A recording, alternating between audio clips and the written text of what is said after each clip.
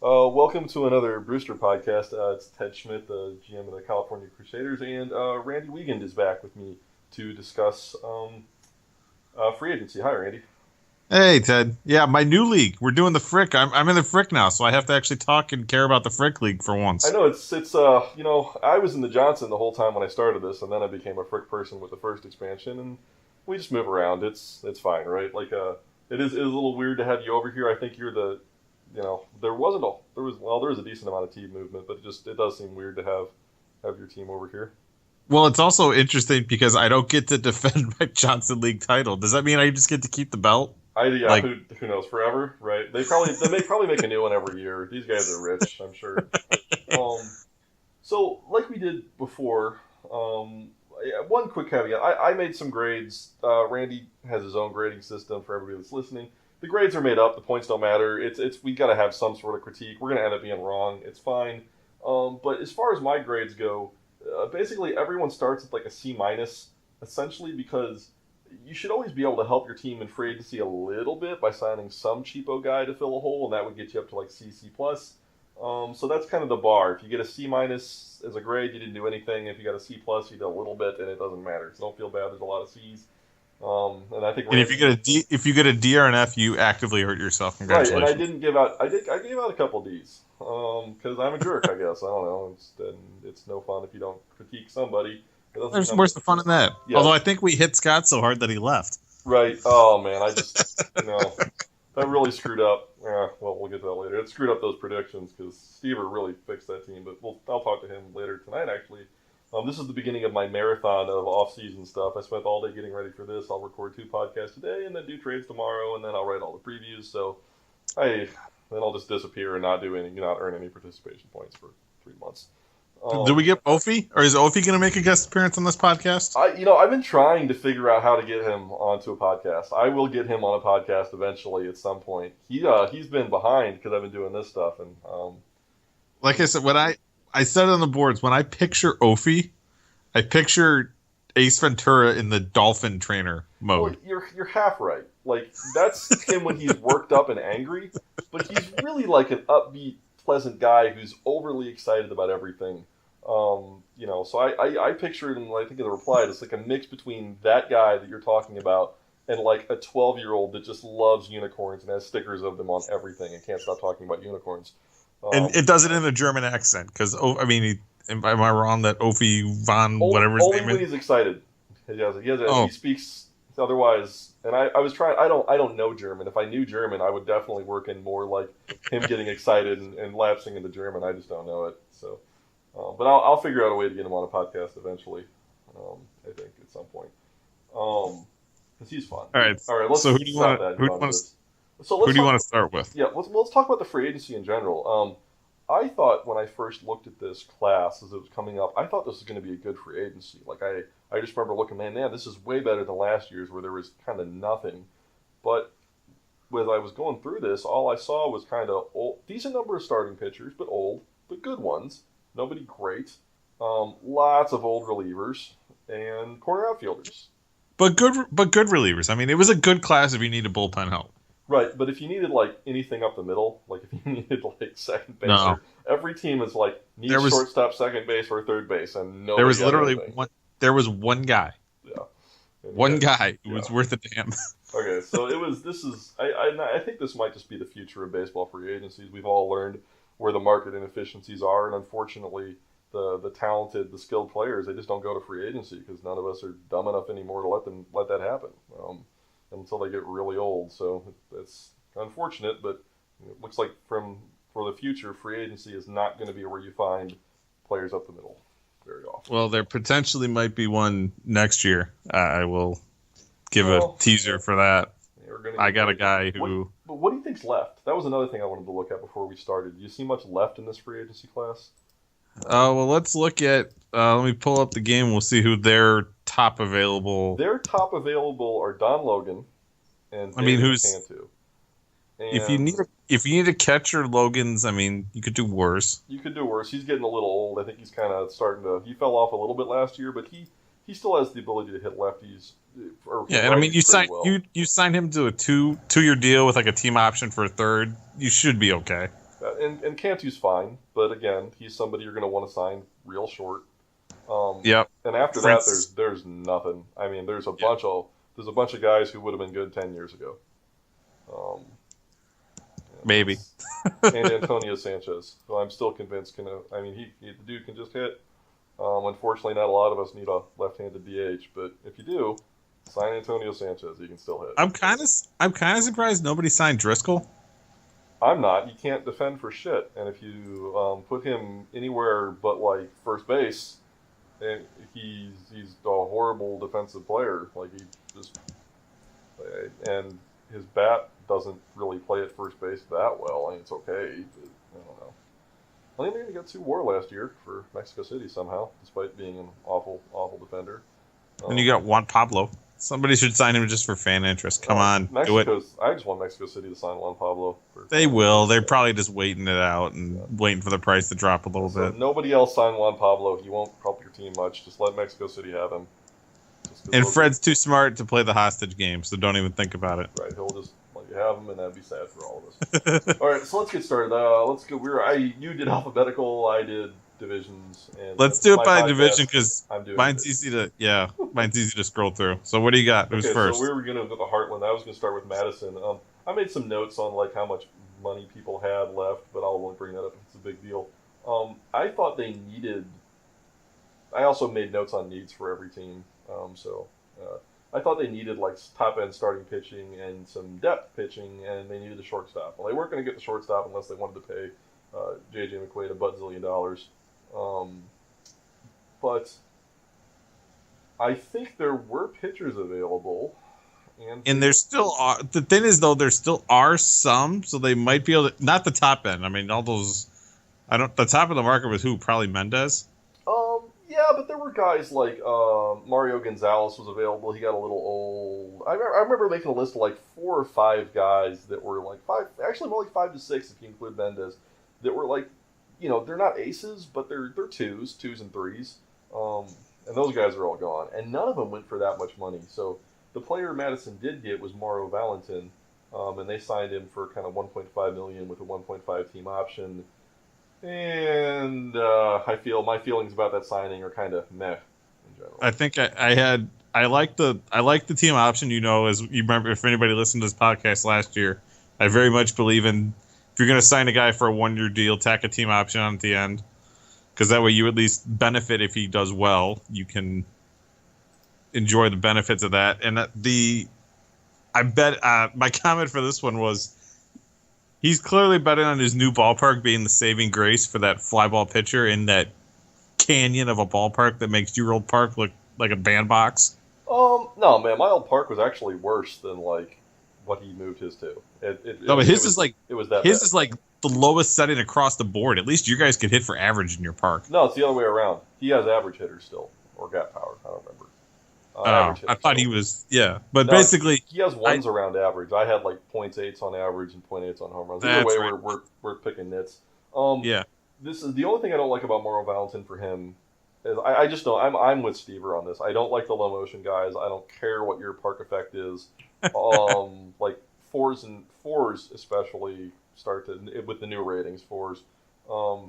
He's collecting those guys, though. He's got a couple of them. He is, and I think that he's going to get home. I think he's going to neutralize his park effect because, like, sure, his guys aren't going to hit home. People aren't going to hit as many home runs, but like the home runs that are hit are then more valuable, and they're going to get hit off his pitchers and not the. Well, he's got to go on the road too. So right, yeah. So I don't know. I mean, it's an okay strategy. I can't. I hate giving up. And if you're looking for, I especially hate relievers giving up home runs. Like I can deal with my starters doing it, but like blowing games because your relievers are walking people or giving up home runs just makes me nuts. I can't take it. So. But yeah, that was literally the only guy they signed. Yeah, so we can move on. I gave them they got the default grade. They got the C- from me because. They really didn't affect their team very much. Because Valentin didn't move the needle for you? No, not at all. I think people make much difference. So, you want to start with Twin Cities? They're kind of one I got. Sure. Let's see, what do we... a couple guys... Speaking of bullpen help, this is a team that very much went all in on some older bullpen guys. They're not older. I mean, they're all in their 30s. Well, Andrews is old, but I mean, I think my comment I was looking at Jose Garcia, and it's the same deal as we were just talking about for Valentine, 1.5 with a 1.5 team option. And my observation was you could give this deal to worse guys, but you could also give it to better guys.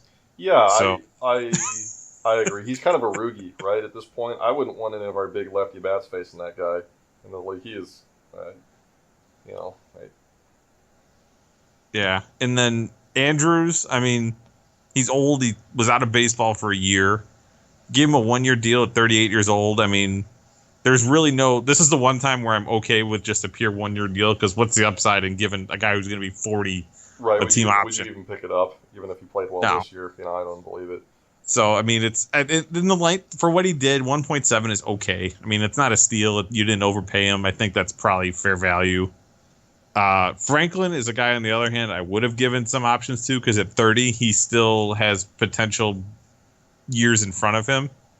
And he's clearly betting on the fact that he's going to bounce back from his bad year last year, but he didn't give himself the contract to benefit from that bounce back without having to pay him. Yeah, but isn't Will Franklin pretty darn old? He's 30. He's 30. He'll be 31 in August. Oh, he's only 30. I was thinking he was older than that. See, I'm not as excited about Franklin as you, only because I think he's and there goes my air conditioning. Everybody gets to listen to that now. It's wonderful. I'll try to minimize that when I edit this. So I'm just not real impressed with how he's been. Well, you know what? It's just one bad year and then he got hurt. I don't like. His slider's down to a 3. I really don't expect him to do much. I don't know. Yeah, he's the rare that I've seen, a guy who's truly a one-pitch pitcher that's not like a knuckleballer. Like, at this point, he is literally he's Bartolo Colon. Yeah, he will throw the fastball. Not as amazing. Well, no, that's because, to be fair, Bartolo Colon. Nobody is amazing as Bartolo Colon except for John Reed, but that's neither here nor there. You think this? He also picked up Jerome Marion, the third baseman. By observation, that's the best first baseman you could find for $1.5 million. Yeah, you can play some third base too, right? I mean, like, if you need a right-handed bench bat, that's a good deal on one. There were a few of those this time around. There were a bunch of kind of right-handed bench bats. He's one of the better ones that went kind of cheap. I thought they needed to improve their relief pitching. They tried. They tried. I think they also didn't have much money to spend at all. But combined on these players, they spent I think about $6-7 million. That would not have got him one of the top relievers. So it's hard to kind of knock him for not getting into that group. Yeah, 6.6 this year, and then tack on another 1.5 team option. So total contracts just over $8 million for 6.6 this year, and then $1.5 million $1.5 million next year. Yeah, so I gave him a B-. I thought this was they didn't hurt themselves. They didn't have much money to spend. They might have helped themselves. They're not bad signings. And importantly, they didn't give stupid money to anybody and give long-term deals that they're going to regret. Right. He's clearly. I mean, he's going to be playing the reliever market next year, but I'm sure he knows that and is prepared for it. So let's move on to the previous darling of all of our free agents reviews the last 2 years, Omaha. Omaha had they still have $40 million in budget space. I don't know where they are on cash. I think they were in international free agents last year, so I don't know if they're just sitting on that cash or if they've got the budget but they don't have the revenue. But they've got a lot of money they theoretically could spend. But they and I had them as needing they needed some reliever that wouldn't give up home runs, and they need a catcher. Otherwise, they have so much young talent that they really didn't need much else, and they could be pretty darn good this year. And they got the reliever, right? They got Esteban Velasquez in a contract that I really think we need to probably do something about. Not for them; they didn't do anything wrong. The rules are the rules, but it's a 1-year deal disguised as a 3-year deal, and they basically only have to pay $1.5 million to get out of the back $30 million of it, and that's a problem with the game. I don't know. Yeah, I mean, for Omaha, it's a great deal. Even if they exercise, I mean, yeah, because there's no way they're going to exercise that team option with the player option coming at the end. No, and but I mean, it's a, you know what, the rule of the game is what they are. We all could have done that. Whether or not Now we that need to do something about the ability to do that is a different question entirely. And he's a good reliever, and he's what they need. And with the money they got, Velasquez and Canales at the end of the game. Yeah, that's good luck. Good. That's a 7-inning game right there. Right. And then they picked up. I had Velasquez as the top end reliever available on the market. So did I. I think he has. I don't know if he's one of those guys that never reached his potentials entirely, or maybe he's faded a little smidge. But he's still only 32. He'll play this season at 32 years old.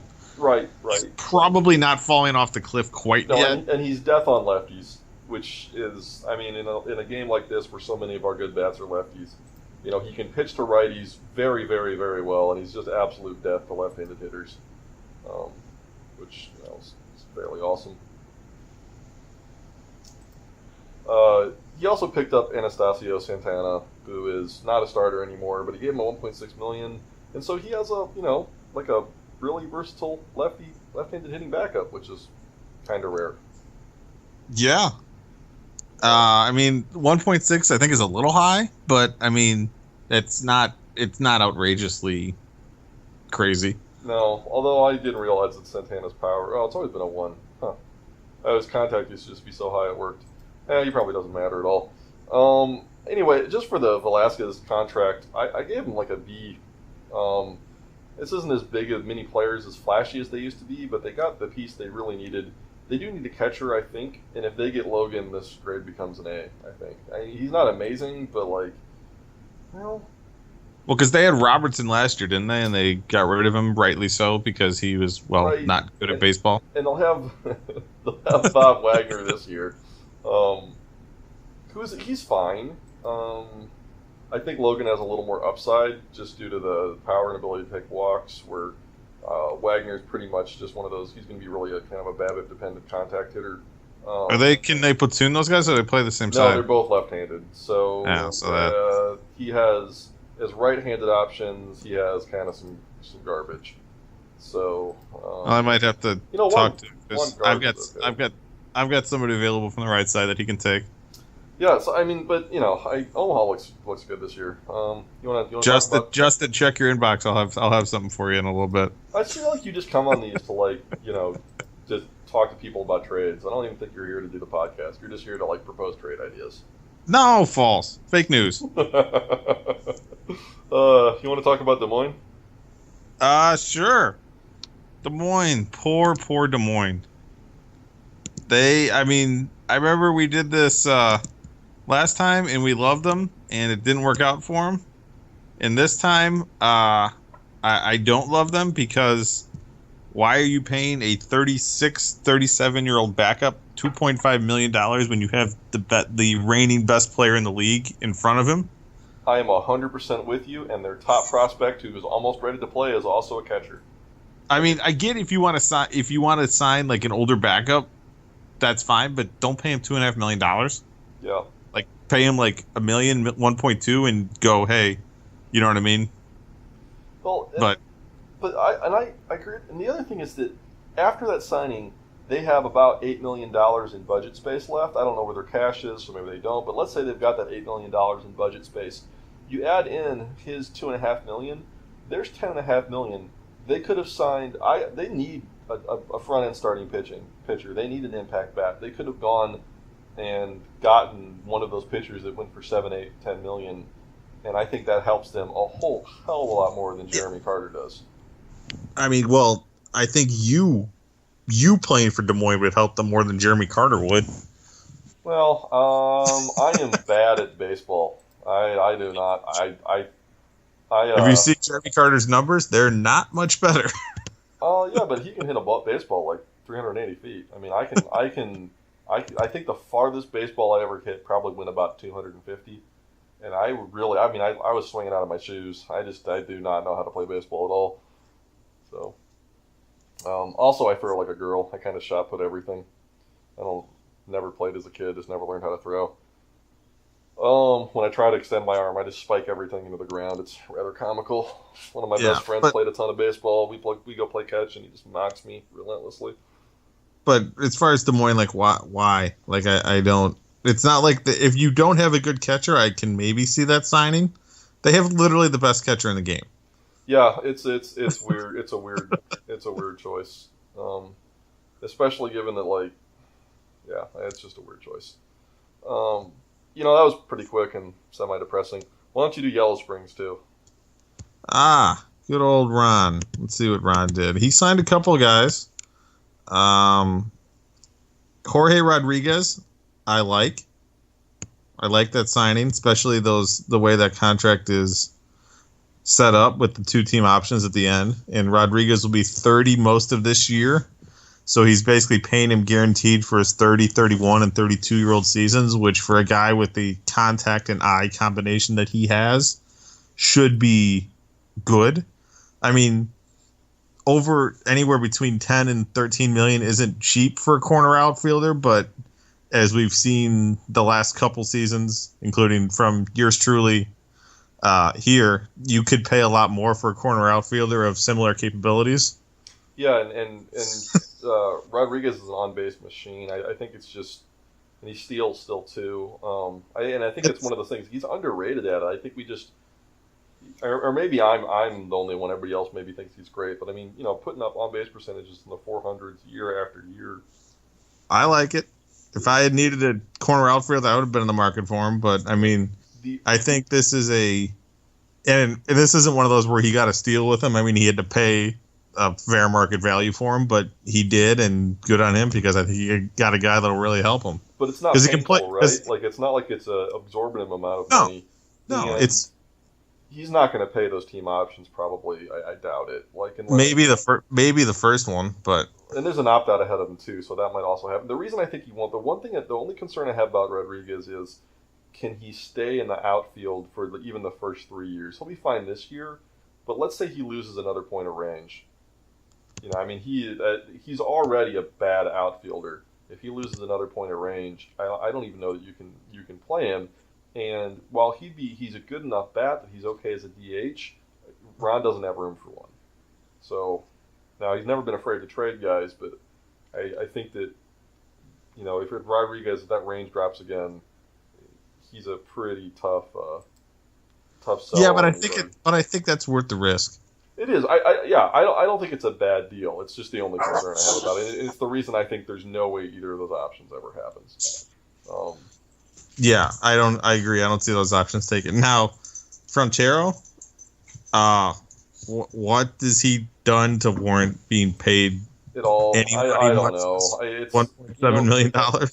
Well, he can back up every infield position, I suppose. Is Ron lefty heavy in his infield? That's the only thing I was wondering about. Does he need a right-handed infield bat? It doesn't matter because Frontero can't hit. So hold on. Let's look at some splits. You're probably right. Hey, now the annoying thing is I lost the third. Versus you can't left-handed pitching, he sports a robust career on-base percentage of .294. Jeez, he's bad. Yeah, that's weird. I don't know. I don't know if he just got excited about ratings or, because on paper not on paper, but like on color, on crayon, I don't know. He looks exciting with all of his green bars, but yeah, he's sure as hell. My comment was, what has he done to earn the money? Throw some damn options on this contract, and it's the definition of a fool's gold underachiever. Oh, he doesn't need options. He's ARB eligible. Oh, is he? Well, That's because he's. If you could, why? Are you... He's so bad that he didn't get. He's so bad that Hawaii got rid of him. Yeah, he's not good. And if you're getting dumped by maybe the worst team in the league, that's not good. He is not good at baseball. That's one of my favorite descriptions, by the way. Is people where you're just like, they're not good at the thing they do. Like, I don't know. It's. We have Fred has he's a terrible human being. He's not good at baseball. We all have our little. You can't take well, you can have that one, I guess. I never used to say that about baseball. I used to say that about basketball all the time. People were like, Felix Alvarado. Why? Yeah, that's $8 million. Yeah. Why? don't know. I think he's an okay bounce back candidate, maybe. But then they signed him for 1 year, so they didn't even get the benefit from the bounce back. No, but I mean, maybe he couldn't. Maybe he didn't want. I don't know. Would you give him an option for $8 million after this? I don't know. I wouldn't have given $8 million, but if I was, I would have thrown some options on there. Yeah, that's reasonable. I don't hate it as much as Frontero signing, but I think it's a. I mean, Ron clearly has money. Like he's not hurting for cash. But he didn't need other things. He needed a reliever and a corner outfielder, and he nailed it on the corner outfielder. The reliever, I don't know. Timing's always that thing we're not sure about because I'm not going to put in all that effort to figure out who signed when. That's just a huge pain in the butt. There were better relievers. I would argue there still are. Cantu's on the market. Yeah. And Cantu isn't going to cost you $8 million. Oh, it's not the worst one. I'm bored. I'm bored with Felix Alvarado. I want to talk about our division. So wait, what do you give Ron? What do you give him? What do you give him? I gave Ron a pretty good grade. I gave Ron give him an A-, just pretty much on Sheriff. Yep. And Alvarado, I think I'm a little higher on Alvarado than you, just because it's not a great contract, but I think it doesn't hurt him, and I think he's got a chance to bounce back. And screw it, he probably didn't have anything else to do the money with. So. That's true. All right, so our division, yeah, our division, which is I'm not really happy about the fact that it's our division. I don't like your stacked team moving into it. I realize you won't be great forever, but I am riding the struggle bus a little bit the last couple of years, and I don't really have much coming up that's going to make a big difference. I need bats, and I don't know where I'm going to get them. So if it makes you feel better, I brought in Hawaii. Hawaii used to be in my division. They're just an old friend that's returning. So yeah, but you complain about a stacked team coming in, but you also get a team that might be good in a few years, but for right now is not. I care about now. Well, they're not. So that should make you happy. Yeah, but your team is better than mine. So Hawaii, yeah, let me start on Hawaii here. My needs for Hawaii, I listed revenue. I don't care what they sign. What they play right now doesn't really matter at all. There weren't young enough guys in this free agency to lock somebody up in a way that makes a difference. What they needed to do is sign players that'll help them either win a couple games to get players to come or sell some season tickets or something. I think they did okay at that. They signed a bunch of people, which is kind of odd for a team that it doesn't matter what they sign. And they were all relievers. Well, three of them were relievers. That's what was there, though, right? But the contract. Well, I have thoughts on Mendez. I like the length. I like the money. I don't get why Hawaii is the team signing him. That's the only part I don't get. But I love that they did it, and maybe they can flip him. I can't believe Mario Mendez went this cheap. And he's somebody that, I haven't been given enough credit and haven't been paying attention to. That's a flip. I know I forget who gets mad whenever we talk about flipping contracts. Not mad. Ron doesn't believe in it as a strategy because he thinks there's better things you can do. Well, he doesn't say he doesn't believe in it, but he prefers to leverage his money in other ways, and I think that's reasonable. But Mendez, this is a flip that needs to happen. Yeah. Because somebody will have a good starting pitcher go down this season. Probably me, because I run them out there like nobody's business. Right. And Mendez has been an absolute workhorse, and I don't know if he continues to play so well, not in Jacksonville. I'm kind of shocked he's been so good this late in his career. Than he was early in his career. Because he is 38. I mean, that does need to be mentioned. He is 38 years old. Yeah, but I mean, he's a great signing for them. I mean, he's relatively cheap. Those team options aren't even that bad. Although he'll probably opt out after this year. He's probably a rental.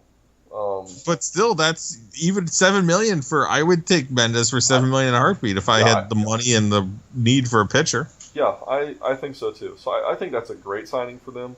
It's a great signing if he manages to flip it. If he doesn't manage to flip it, it's why. I think it's great either way because he's an extremely popular player for them, and he probably almost pays for himself.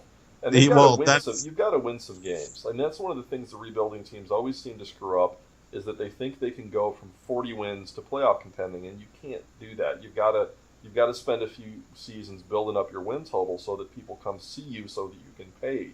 You can't compete when you've got a budget that's, when your payroll is $30 million less than mine, it doesn't matter how much young, amazing talent you have. I can sign $30 million worth of something to beat you with. And yeah, and I mean, like I said, I would have thought that somebody who could actually use Mendez to contribute this year would have taken him. I'm surprised he's on Hawaii. I think it's a great deal for them, but I'm kind of stunned that he's there. It's weird. I like the Raul Sanchez signing. I don't know why he went so cheap. He's 33 and a lefty, and he's got good ratings still. I don't like why didn't he get any money at all? My question with that was, is he going to be in the bullpen or is he going to be in the rotation? I would, you know what, if he's in the bullpen, it's a great that's a great price for a reliever that's going to put up a 3.33 ERA, and I'd give him a shot in the rotation until he sucks at it. I mean, he's not been good at it. I know he was good at it in Hawaii a couple times before. Yeah, well, let's face it. Also, Hawaii can afford to gamble with him in the rotation because if he blows up and lose a few starts, it's not gonna. You know what I mean? Right. So Luis Valbuena and Juan Martinez don't matter, and neither does Javier Ortiz. Is interesting. Is just kind of a low risk flyer. I've already forgotten who he was. I just read that off the paper I wrote down. Oh yeah, he is 6 stuff, 7 movement, 9 control. Yep, no big. It's like the exact. I mean my comment was that's the sort of guy Hawaii should be signing. Right, but $1 million, 1.1 million, 1.5 million. Yep. If he works out for them, perfect. Yeah, that's the sort of contract that a team like Hawaii needs to be doing. I also like the Jimmy Stromby deal. No, see, I disagree. You couldn't find a better first baseman for $2 million. Well, I don't think you could, and he is a switch hitter, and he's a real switch hitter. I mean, he's not like one of those guys with a giant platoon split on one side that makes him terrible. He does hit lefties a little bit better, but I mean, he can play some first base, and you know, somebody's got it. He's not like he's paying him forever. He's just basically there to be a warm body for a couple of years, and you know, he did worse in Edmonton than I would have expected him to. And he may just not be any good, but he doesn't hurt himself with that. And then Pena's another guy, just meh. I don't care. Yep, just don't care. Don't care at all. But I thought this was for Hawaii, they didn't hurt themselves. They maybe signed some players that'll work out. I thought this was a pretty good job. I gave him like a B, kind of. Yeah, like I said, for me, the thing with Mendez is I love the contract. I don't get Hawaii signing him. I get your arguments. I don't, you know what I mean? But I just don't. If Mendez ends the season on Hawaii, I will be surprised. Yeah, well, you know, I don't know. I honestly think that Bishke's a good owner, and you've only been here at Mike. His name's Mike. I don't know if it's Bishke or Bishke or Mike. But I'm sure he's butchering something with it. But I think he just didn't want to rebuild, and he held off too long, and that's where he is now. But he runs a pretty good ship, so I think he'll sort this out. I've talked with him a few times, and I mean on working deals and stuff, and I've always found him really easy to work with, and he knows his stuff. So that's he never come. I judge general managers on how fairly they value their guys and how reasonable they are in trade talks. Yeah. And I've always found him to be eminently reasonable. It seems like never. It's weird because now it's gotten to the point where the people I haven't heard their voices odd, which is strange. Been in some Matt Rectenwald league for 15 years now, and over the last 2 years is the only time I've ever heard other people's voices or seen their faces, and now it feels normal. So whatever. You wanna? Oh wait. You talk about Valencia because then I'll talk about you. Well, you're going to talk about me and the fact that I didn't sign anybody? Yeah, it'll be exciting. Whatever. But all right, you can tell me what you could tell me how you think you would improve a Landis winning team. But okay, Valencia. Let's see. They signed one guy. He was a relief pitcher, 30-year-old for $1.3 million, and the money was about right. Not a bad signing, but there's no upside because if he does well, great. If he doesn't, then you know what I mean. Yeah. No, I'm with you. They also signed a AAA pitcher, not even quad A, They signed Ricardo Maldonado, who belongs in AAA, and gave him money, so that's kind of a fail. But the thing is Lee was out of town, and apparently his house is underwater now. So yeah, I heard about that. I can't blame him for not spending $15 million that he had.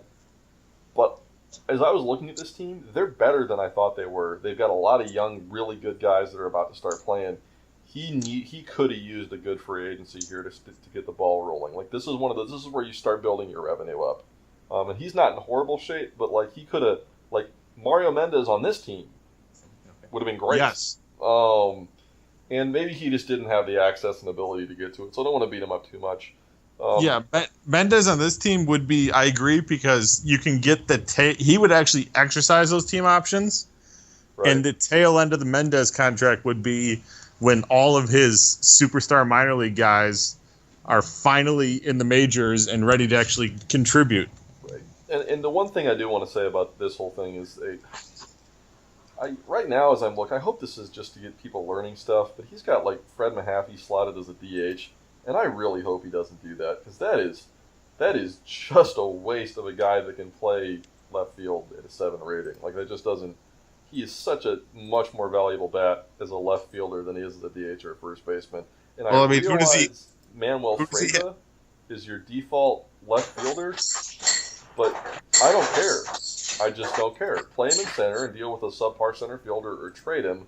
Don't waste Mahaffey's value by not playing him in the outfield. And he's got like another outfielder coming up that looks like primarily a left fielder, and you should trade one of them. But like, you're killing the value of your players by and maybe he's just doing this for spring training. But like, you know, putting the guy in DH or first base when they can legitimately play somewhere else is just such a tremendous waste of value.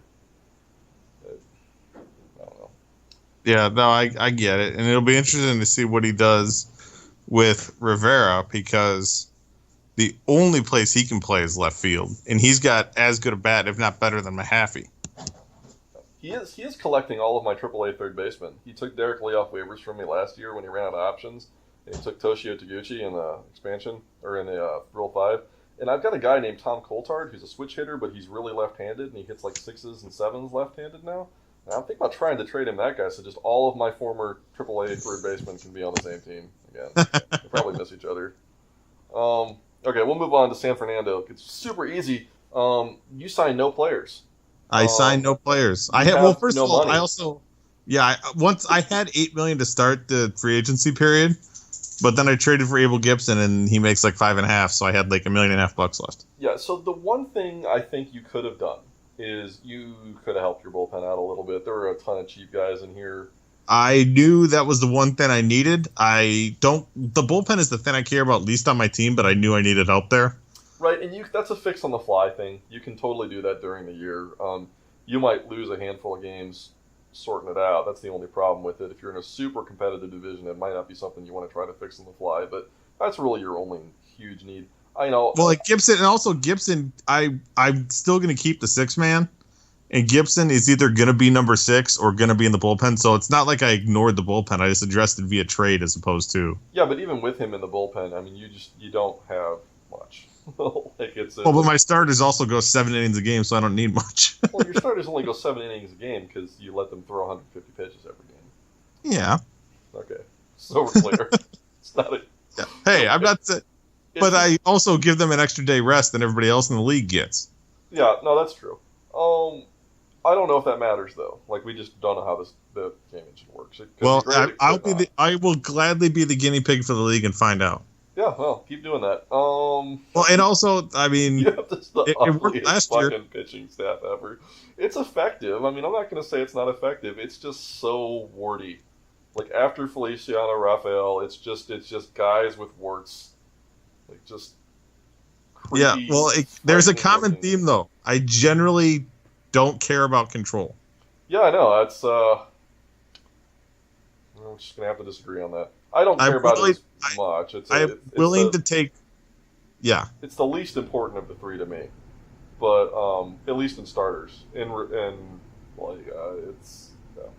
Actually, across the board, it's the least important to me. Yeah, it's nice that I've got.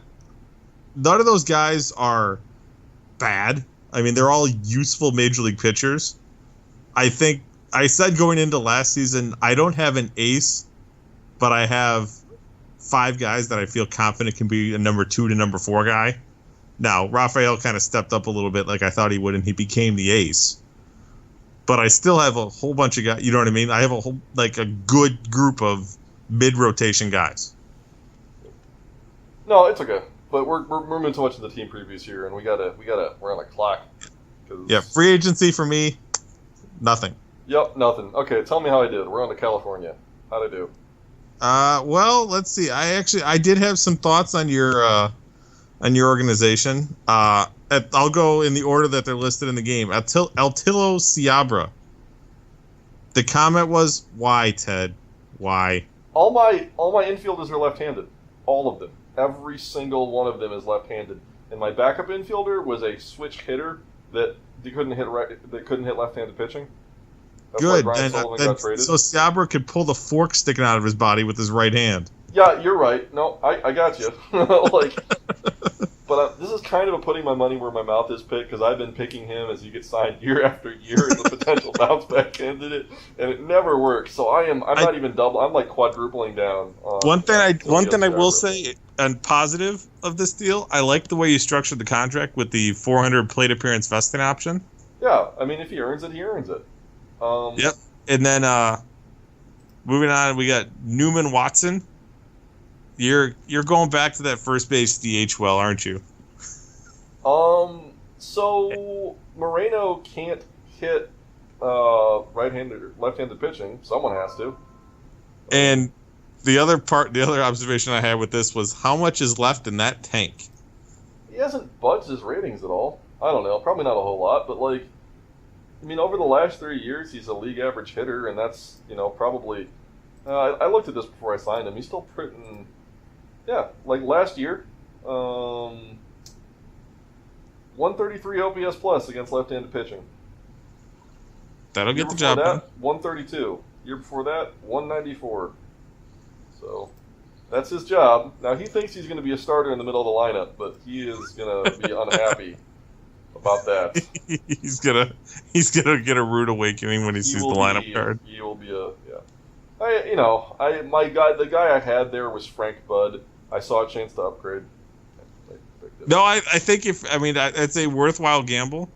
I'm laughing because I think I remember you complaining in the past about how every year you end up going back into that first baseman designated hitter to try to find somebody who can actually hit in your park. Oh yeah, every year, and every year I end up with I've got like 6 of them again, 6 first baseman designated hitters again. None of them will hit, but every year I have a bunch.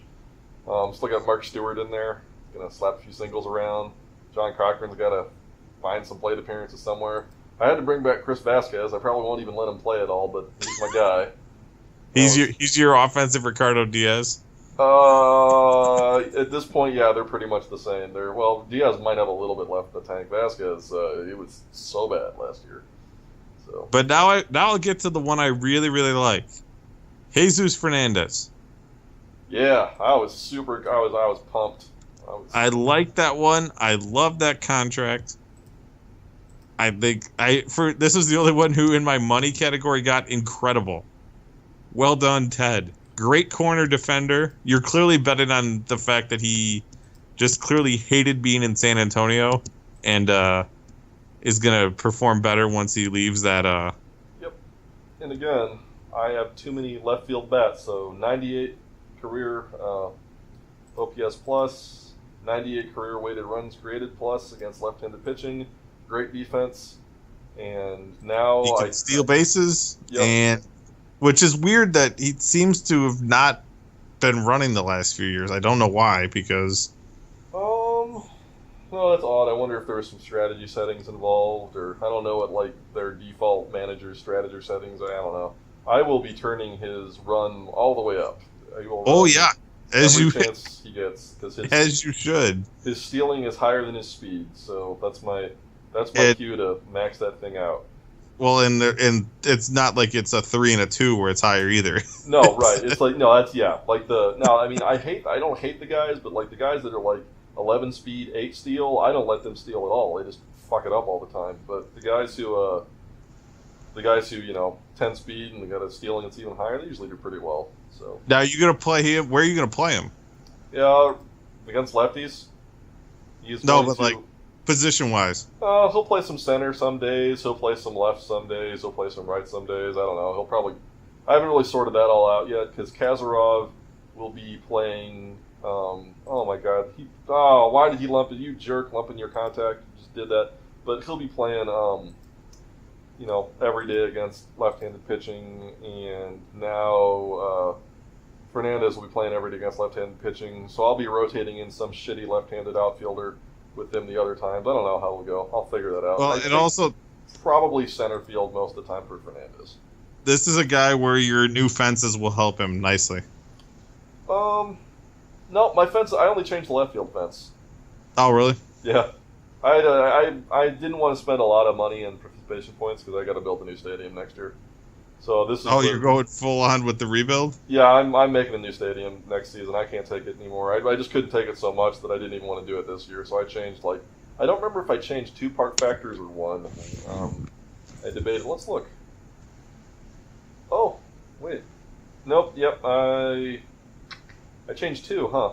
I improved average for left-handed bats and home runs for left-handed bats. So, I don't know. We'll see. And then for your last one for Suarez, like the contract, nice bullpen arm. My only question is, was his last year fueled by the low BABIP, or is that for real? I don't know. I'm not entirely certain on that. I also don't know how he was used last year. It looks like he's a loogie for me. I'm not using him against right-handed pitching at all. I know that he doesn't have a bad split, but 9.67 really isn't that great, and I think he'll probably play up against left-handed pitchers. And for his career splits, he is a pretty, if I remember right, yeah, looking at it now, he is a pretty darn, oh my gosh, really? I can't be looking at this right. No. I think he has a 214 ERA plus against left-handers for his career. That'll do. So versus a 98 against right-handers. So I'm just planning on loogieing him. Yeah, but he's also a guy where if you have some injuries and you need a regular bullpen arm, he can do that, right? And not be completely worthless. Yeah. So I'm happy with my free agency. I didn't get a huge impact thing, but I think I plugged a couple holes. You did. I like what you did. Cool. Good. So who do we got now? Long Beach, or is that who all that's left? Long Beach. Yeah, Long Beach is the last one in the Pacific, and. Why? He's clearly just paying for familiarity. Yeah, that's just a legacy dude. He had some, he didn't have much cap space. He needed a big time. This is where we're just talking about free agency, but it's hard to take trades and Rule 5 pickups out of this, but it's just too much to talk about at once. I still think that even with the trades he made, he could probably have improved his starting pitching. I think there were better options. He needed a shortstop. Lane said that, but they just weren't there unless you wanted to pay J.J. McQuaid $1 billion. I know this isn't the trade podcast, but I like his trade. I like the Greenwood trade. I do too. I'll get your 2 cents about this after we record it, so I can bring that in there when I talk to Tyler about trades tomorrow. Yeah.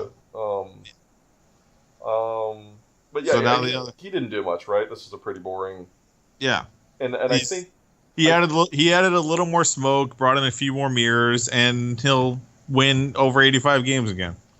Right, and the little the part here that I also added, that his inability to do anything in this free agency is a direct result of his overspending on Bailey and Jenkins last year. Oh God, Ken Jenkins. Fred and I talked at length about that in the podcast that will never be heard because. That podcast is sitting with Havana's 2017 Landis Trophy. Yeah, it's just gone. I'm working on. We're Fred. Sorry about that. We are talking to the governing board about participation points because I think Fred should get his points for doing that because he did everything he was supposed to, and we're going to get it done eventually. It's just every time I talk about it, we're like, oh yeah, we should do that, and then we forget again. So, but whatever. Long Beach, I gave them kind of a C- because they did nothing.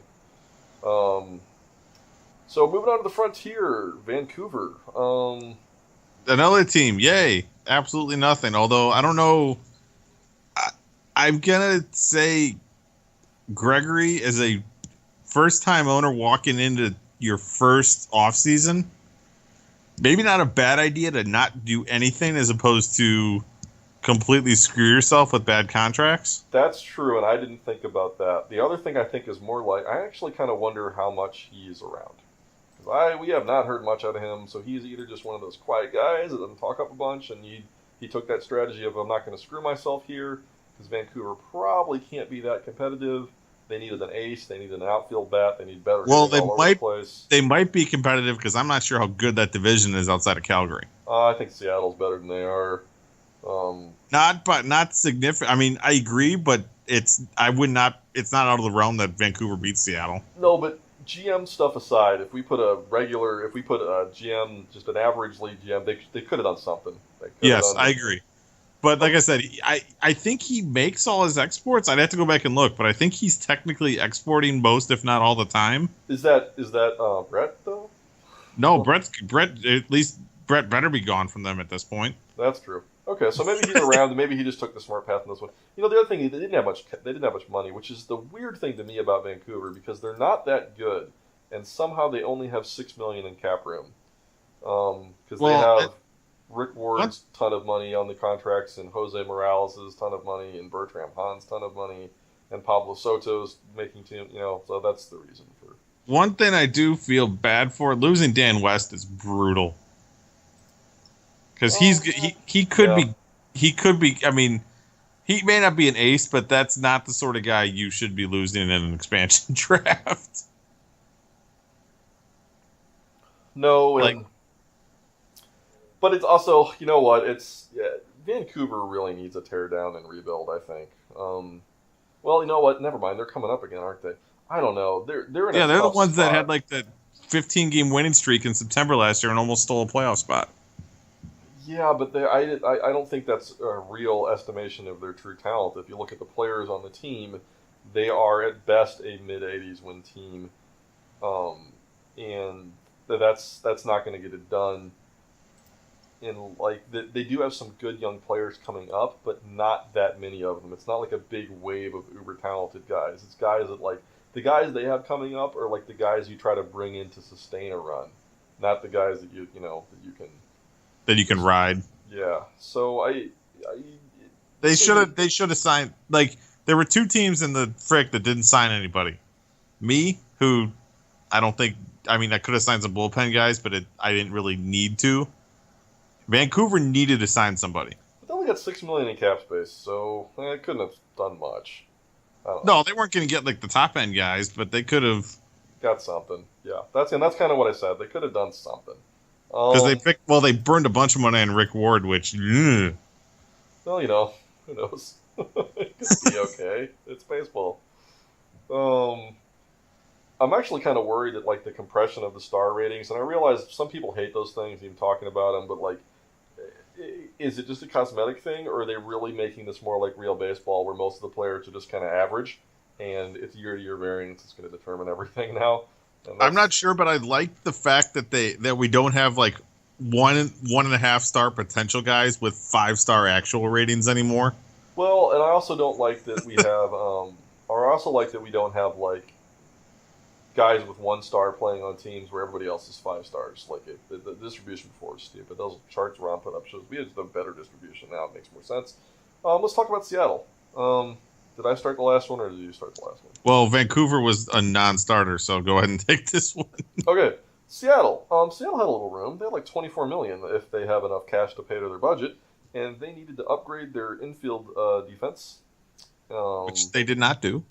And they needed to get kind of just an impact player somewhere. That's the problem with Seattle is they've got a bunch of decent players, but they just need that high-end player to put them over the top. The signing they made that I do like that Ramiro Marino contract. You and I agree, because I said, quote, "This is one of my favorite deals. Nice performance and reasonable money. If anything, I'd have given it to him for longer." Yeah.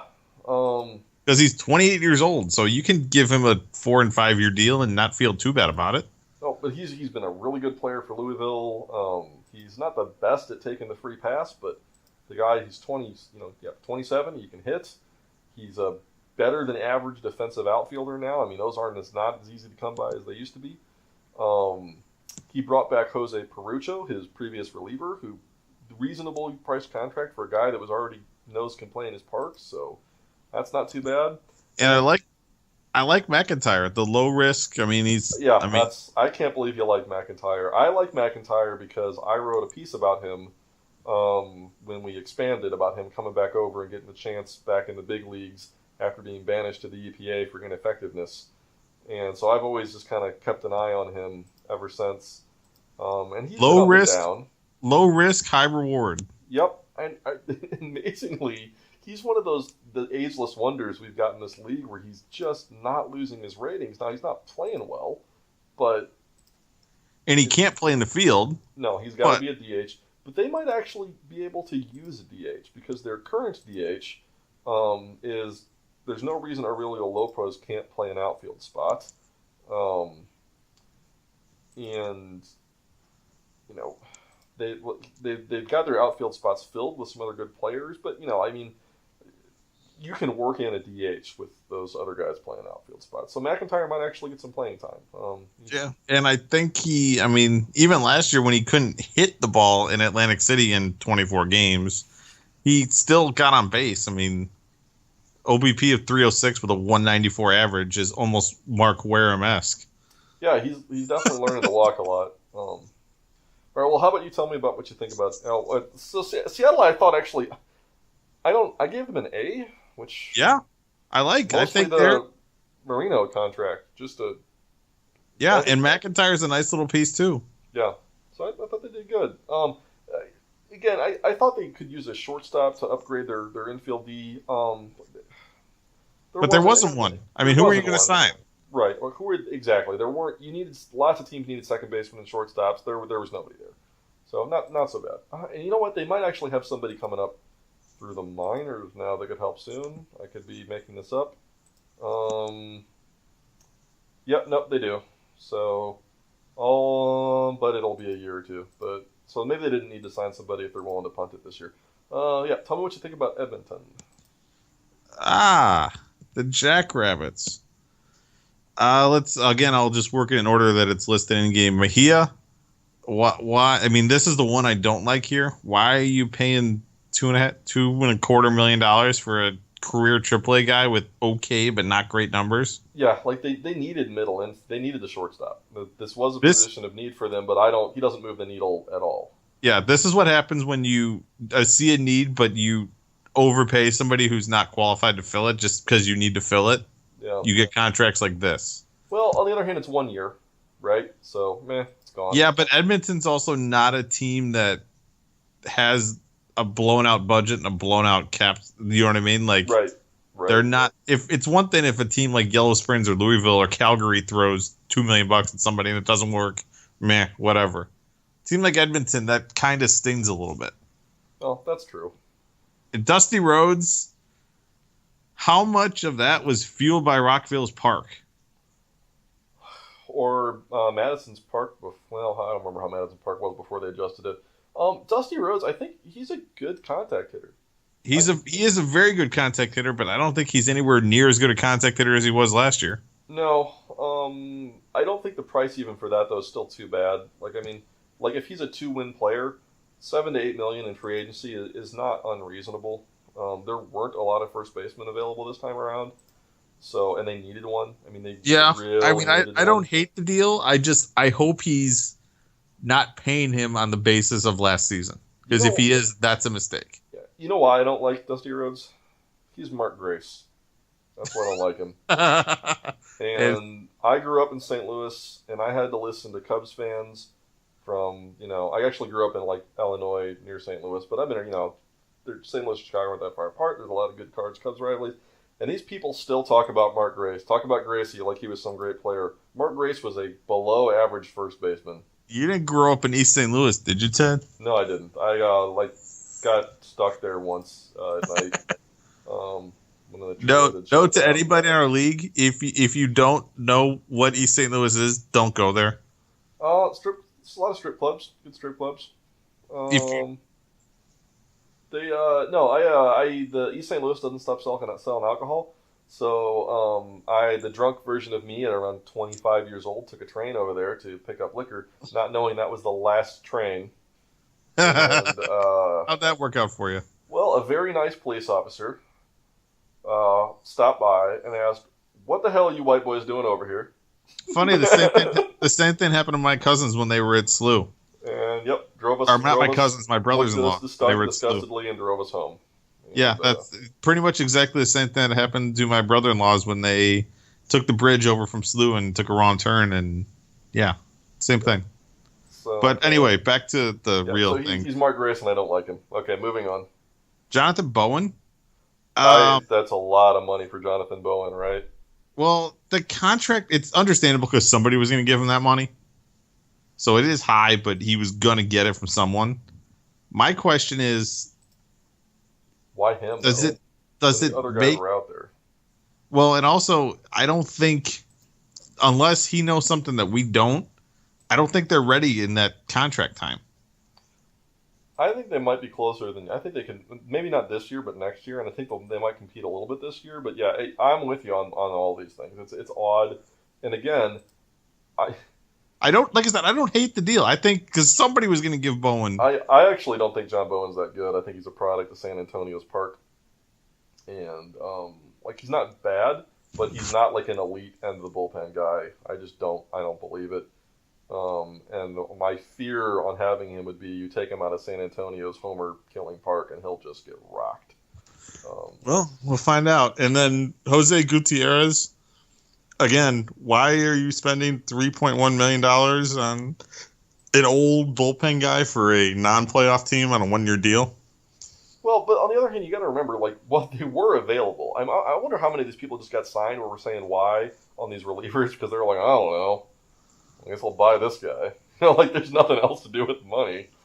That's true. But like I said, I would rather take maybe a slightly lower rated guy that's 5 to 10 years younger. You combine the money for Bowen and Gutierrez, and you can go get Velasquez for 4 years for the same price.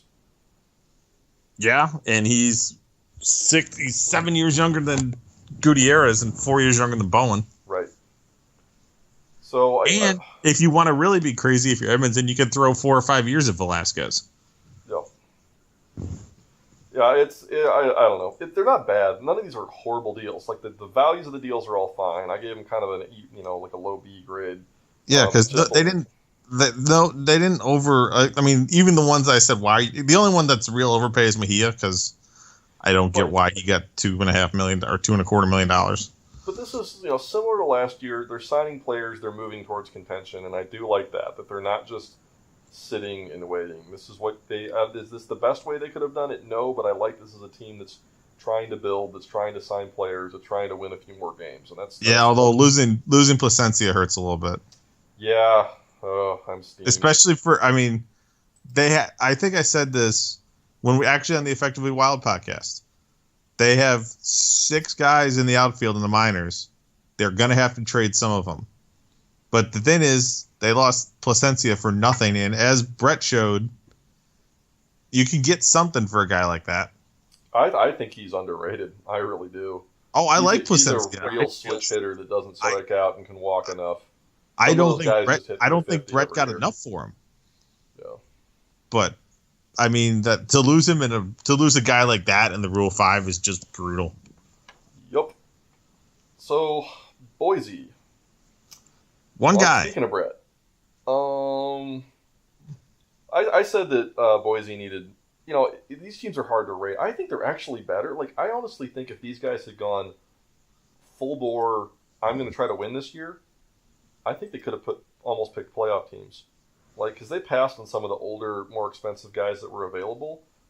But if you look at the teams they have, these guys aren't bottom dwellers. The rotation that Boise has is a real, legitimate big league Tavio Sikalea is his number 4 pitcher. Like, he's got a bullpen. He needs a little bit of help there, but what he needs are bats. He needs impact bats, and he's got, he unfortunately needs like shortstop, second base, center field. He got the one. He got the one. The one guy that was available in the middle infield this year. Yeah, and I don't know what to think about this because like the J.J. McQuaid contract is a terrible deal for anybody but somebody who says, fuck it, I don't care about the money, it doesn't matter. And that's a reasonable thing for Boise to do. They're not going to have to pay anybody of import for a little bit. He's probably going to opt out of that deal after year 3. Even if he doesn't, you can decline the team options. It's hard for me to like a deal where you've got a guy that's a 2-win player and you're giving him $20 million and $16 million. It's. That being said, though, I think it was necessary because of the bidding war because he was the one guy. But do you have to get a shortstop? Does he move? Does he matter? Or do you just pocket that cash instead? I mean, what I'm saying is McQuaid was going to get this deal from somebody. He was going to get this deal from somebody. Yeah, I agree with that. And I'm not trying to. I don't know. I don't know if I would have made this. It's not a bad deal for Brett, and it might end up being a good one. It's just it's really hard to like this big of an overpay, even though Brett gave really good reasons for doing it, and he's right. Well, the nice thing about a guy like McQuaid is he can bounce around the infield if you need him to. Right, and the other thing is he does pay for himself a little bit, right? This is Boise. Yeah. They got to build up a fan base. They're interested. I mean, right now, not $20 million worth, but he'll chip away a little bit at that. Right. So I actually gave him kind of a low B minus too because I thought this wasn't a horrible move. Yeah, and the nice thing about the McQuaid signing is if you do end up with a prospect in a couple of years who could play shortstop or whatever, you can move him. Okay, we got a shortstop now. Let's move you over to third where you're just as good a defender, or you know what I mean? Right, yeah, he's got some versatility built in. Absolutely. Well, last one. Made it through 15 teams after we did this next one, so what do you got to say about Calgary? I like Juan Perez. I wish the deal was longer. And the comment I had also was if you want, I think he can start. And they had some holes in the rotation because of the Maeda departure as well as Farrell being officially converted into a reliever. And if you want to switch Perez to the bullpen, that could be one hell of a relief pitcher conversion. Yeah, here's the thing with Perez. How is he this cheap? That's what I'm saying. I would have signed him longer than they did because I don't $1 million. I'm not saying he's you give him 5 or 6, but 1? How did nobody even try to give him 2 or 3? It's such a. People are giving, how many relievers did we just go why that got $3 million and Juan Perez got 1.0? Yeah, give him more than one team option. I agree with that. Oh, and he's still got arbitration next. Why is he even where did he come from? Who let this guy go? Oh no, he was Rockville. I don't know why Rockville let him go.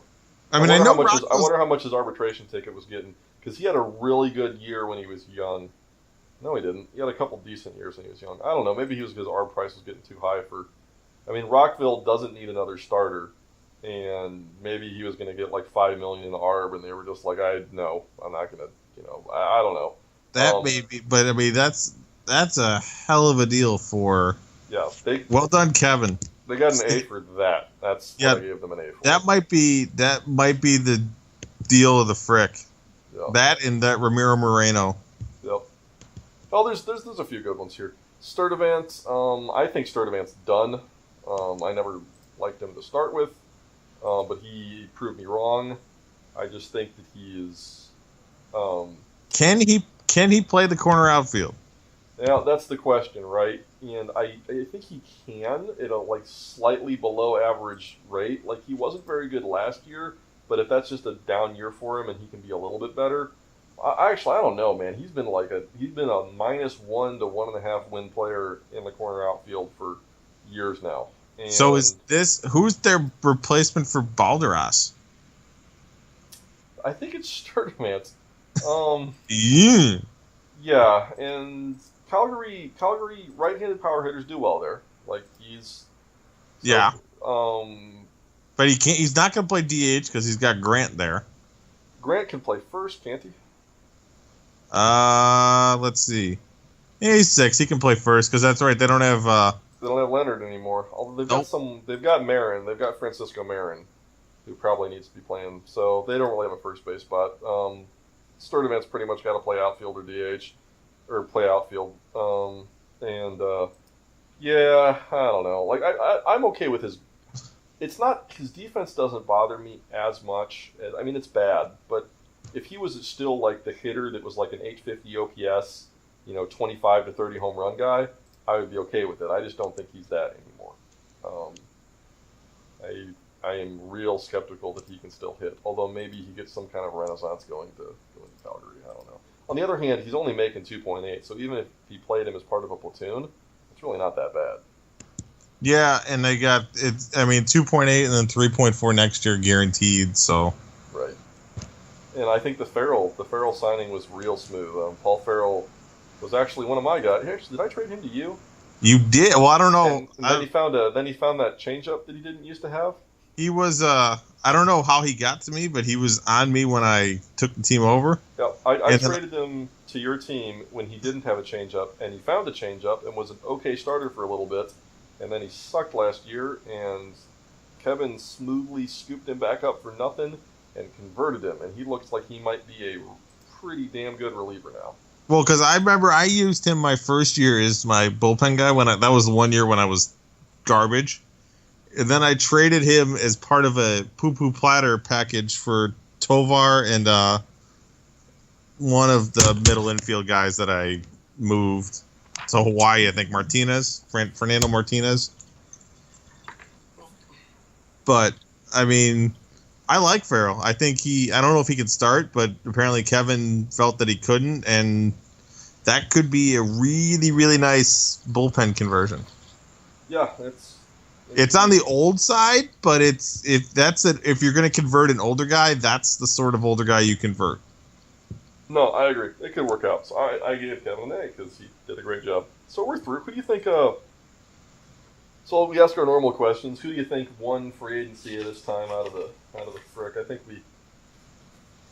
I mean, I like what you did. But I don't think I had enough of an impact to call it a win. I just had a quietly decent. No, I would agree with that. I think I like Seattle with the Moreno and McIntyre, the bigger ticket in Moreno, and then the lower key hole plugging with McIntyre. And I like what Calgary did. Yeah, I got to go with Seattle or Calgary. I don't think we have a clear-cut winner, but I think those two probably had. There wasn't really an amazing free agency in any of this, but they had some good signings. Okay, well. And if we want to go the opposite way, I think Des Moines lost. Yeah, well. They signed one guy, and it might have been the most useless signing of the entire free agency period. But again, unlike previous years, you know what? Omaha too, just for their crafty Velasquez deal. As far as winners, yeah. Yeah. So but unlike previous years, we don't have a clear-cut amazing one and somebody. I mean, Des Moines, it's not great, but they didn't kill themselves. Like we've had people just destroy themselves before. There's no Ken Jenkins. Yeah. So, Ken Jenkins played pretty well last year. He's just making way too much money, but he actually played pretty well. Yeah, but I'm saying as far as like where you look at a contract and go, that's going to end badly. Right. Yeah. No, there really wasn't. Okay. Well, I guess we're an hour and 15 minutes. These things we just keep adding teams and they keep taking longer, and we both talk too much. But we have made it. We have made it through another one of these. So that is it. Thanks again, Randy, for coming. I'll have another one of these with Kyle Stever for the Johnson free agency. And hope everybody had a good time still listening. Thanks, Randy. No worries, man. Thanks for having me on.